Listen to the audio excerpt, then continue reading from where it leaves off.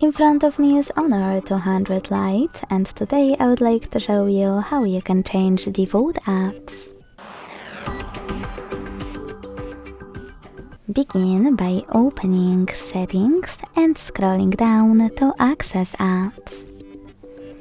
Then tap on Default Apps, select one of those sections and apply your new downloaded one. If you don't have any, you need to go into Play Store, click on the search bar and download your new default. When it's ready, go back to the same settings.